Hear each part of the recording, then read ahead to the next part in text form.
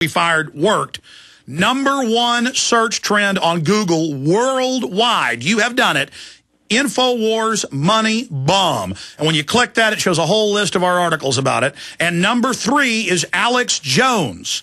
We need to make it #2. So keep Googling Alex Jones, Alex Jones, Alex Jones. That'll lead them back here as well. And let's fire one more torpedo that we'll do now throughout the day and throughout tonight. The key to put out right now is rioting Americans. That will lead them to Paul Watson's article about the military preparing to go after the American people. Rioting Americans. Search that term. Rioting Americans. Rioting, R-I-O-T-I-N-G. I know you can do it. We will blitz them. We will defeat them. We will show them the power of humanity and the spirit of resistance. Rioting. R-I-O-T-I-N-G, Americans. Just 2 words. Put it in Google over and over again and keep putting Alex Jones in there, and that'll lead them back to the Infowars.com money bomb. This is absolutely imperative that this happen, ladies and gentlemen, and continue to put in Infowars Money Bomb as a search as well. Might as well, if you want, a Prison Planet. You put in Prison Planet without the .com. Don't put the com on it. Prison Planet. Search Prison Planet. Search Alex Jones. Search Infowars Money Bomb. Search Rioting Americans. Fire torpedoes. Fire, fire, fire. Alan Watt, you know, the globalists in their own writings you've talked about, let's talk about how they are scientific wild men. They want to keep their ancient humanity. They want to keep their aggression. They want to keep their fertility. I see articles about David Rockefeller. I saw it mainstream news without looking last week. I'd already seen it before, but how he has little farms all over the U.S. for all his food. It's flown everywhere he goes. Prince Philip does this. I've seen him in a documentary. They understand what's going on, and they have the antidotes as well to all the weapons they've launched on us. And so it's just incredible. It's incredible when you realize, even going back to the farming, remember too that the head of the CEO of the United Nations Agricultural Department stated years ago that farming was too important to be left to farmers. They wanted to eradicate all small farmers, and only the big agribusiness would be allowed to farm at all. Now, we're watching ourselves being corralled with our water, our food being taken away from us, our right to even grow our own food taken away from us. That should be enough to get anybody up in arms, because when that happens, that's a standard war technique. Food and water is your basic survival. Without that, you've had it. And we sit back calmly thinking the grocery stores will always be full of all the processed rubbish that they buy. But people forget, too, there was the small farmers that got them through the last depression. There were so many small farms around who had stuff to sell to the public when they couldn't get food. This time, when they really crunch us the next time, there's going to be no small farms left to go to. You'll be left, and government wants that. They want you with a ration card, and Big Brother will dole out your food for the week. All right, stay there. Alan Watt is our guest. Infowars Money Bomb is now the top Google trend for all you that want to write articles about it and have your sites out there. This has been a big success. We'll be right back with Alan Watt, and I promise we're going directly to your phone calls. We want to make Alex Jones #1 later. Google Alex Jones. We'll be right back. Let's go back to Alan and calls, because I'm out of control here today. Alan, I want to get into the media hyping fake UFO landings and Project Bluebeam before you leave us.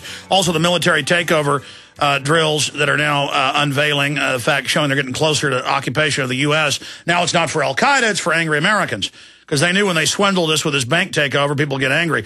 Tony in Illinois, you're on the air with Alan Watt, the one, the only. Go ahead. How you doing, Alex? I got a comment for you and a question for Alan. Sure. My comment for you is, Alex, I'm a part of We Are Change Chicago, and that guy Lee is no longer associated with us. He doesn't represent us all. I really don't even particularly know what you're talking about, but listen, I really appreciate We Are Change and helped put it on the map in the beginning with of course, Luke Radowski, and I think it's one of the best organizations out there, and it's wonderful. That's just COINTELPRO stuff you're talking about. But what's your question or comment for our guest? I'm trying to find out more about Newt Gingrich and the brain chipping at the Loyola University. Is there any links out there to that? Is there any videos on YouTube? I want to expose this guy. Yeah, the first year he held the meeting, he opened the meeting with his initial address. He's written books about it. Gingrich has written, you can just search Newt Gingrich microchipping, and you'll get the minutes of it and the quotes from his book. Sorry, I just want to give folks a source. Yeah, and there was also the first meeting at Loyola University came out with 600 pages for the university, and I managed to get it downloaded before they took it off. But there is still a link with partial transcripts still up there, and I have it in my archives at cuttingsforthematrix.com. If you go in there and look for it, you'll find it there. But it's about 5, maybe 400 pages left in it. But the original one was 600 pages. They had the top scientists and bio special fields and so on into their meeting. The one from Tokyo, Japan, said that they developed a brain chip which would interface with the protein of the brain. It would be indistinguishable, so it would not be rejected. And it was all ready to go. He said, think of this world coming up as a hive society, the hive. And he said, there'll be no more individuality. It'll be impossible for the individual who's chipped to even think of themselves as a distinct individual, because everyone will be connected with centralized regional computers. And he said, you'll hear whispers going through your head of the communications from the central computers to the individuals around you and to you, and going back again. And when I heard that, I thought he's talking about the Borg from Star Trek. This is exactly what they're talking about. And we know Star Trek is predictive programming. Explain what that is to people. It is, absolutely. And the thing is, too, this hive mentality they want is for the general population, but not for themselves at the top, because Charles Galton Darwin, a big player in the 50s through his lifetime, the top world meetings with the United Nations, all the big players and foundations, he said, we who are the world leaders, we who are the elite, mustn't chip ourselves, he says, or alter ourselves chemically or through hormones. He says that's for the public to make them more peaceable and accommodating. He said, we must retain our wild qualities, our ability for self-preservation. The public won't need that because the state will be making all their decisions for them. Yep, it's all on record. Tony, good to hear from you. God bless. Keep it up with We Are Change Chicago and everybody. Let's go ahead and talk to Bill in Connecticut real fast. Go ahead, Bill. Hey, guys. I had a question, one about funds. You offered that, someone who throws down $10,000 is going to get, like, all the books and videos and everything. That's good and great, but I might recommend putting it out there to say, hey, if you're going to put down $10,000 for this, what do you want to get out of it, and maybe have some more collaborative exchange. Yeah, but listen, I'm going to explain this when we come back, but just briefly. I deal with overflowing toilets at the office, okay? I deal with 3 children. I deal with my whole life. I don't barely have time. I take a shower fast. I brush my teeth fast. I put deodorant on fast. I help make breakfast with my wife for my children fast. Okay, I was just like PBS does, say, get all of these books when you donate for this for the pledge. I could never take money for people telling me collaboratively what they wanted me to do. Okay, we're doing this money bomb because we're going into a depression. We need to just continue what we're doing and expand. People are really responding great. We commend them, okay? But I certainly can't take money in exchange for doing what people want. Got to hurry because Alan's got to go soon. I want to get into the fake UFO landing thing, the military drill situation. And we're going to play a Lord Monckton interview, give myself a little 45-minute break next hour, but it's powerful, never-before-seen video and audio that's streaming for free at Infowars.com. There's a box there right now for the show. Then I'll be back with a bunch of other guests, David Icke, you name it, Gerald Salente coming up, Max Kaiser, live Paul Craig Roberts. The list goes on and on. We got Joel Skousen coming on, Infowars.com. InfoWarsMoneyBomb.com, and you have made InfoWars Money Bomb the #1 search term on Google. And Alex Jones is #3, so let's get Alex Jones, because as soon as the other one drops out of the top in the next few hours, let's keep doing Alex Jones, searching that to get it to the top. That leads them right to the Money Bomb. You click on it, it just shows you all these articles about the Money Bomb when you click on Alex Jones. So I commend you all. This is a key information warfare operation, and you have come out with flying colors. Now, we're going to take a lot of calls tonight. There'll be hours where we just sit here and take your calls, and I can answer all your questions or whatever. But we're talking about the New World Order, the Money Bomb. Alan Watt is here with us. So let's go to Peter in Canada. Peter, you're on the air. Hello, Alex. Hello, Alan. Thanks for taking my call. Thank you. Alex, next weekend I'll be in San Francisco, and on Saturday I'll be listening to David Icke, and I'm dropping down Sunday to listen to you in Santa Cruz. Looking forward to that. Yeah, we didn't even know that David Icke was doing California the day before I was, and it's just a funny coincidence. Yeah, it's a great back-to-back. Alan, my question for you is, I live in British Columbia here, and our premier is Gordon Campbell, and as you know, he was at the Bilderberg meeting earlier this year. What do you think they have planned for him, and what do you think his agenda is while he's still here in office? Well, it's prime ministership, but go ahead. Yeah, well, he's definitely part of it. These guys that you think you elect are picked by... we have our own Canadian Council on Foreign Relations here, and every prime minister or minister of the government or the provinces is picked way in advance, years before you even hear their names. They're groomed for their positions. They're even told when they'll be put into power. And this is the con of democracy, but there's no doubt about it. The British Columbia, I've got books going back to the 1930s by the Council on Foreign Relations and the Royal Institute of International Affairs, where they had their meetings in Australia, and they said, they were talking about the populations of Canada and the maximum population that they could sustain, etc. At that time, they said about 30-odd million, but they would have to add more for immigration from China to the west coast of Canada.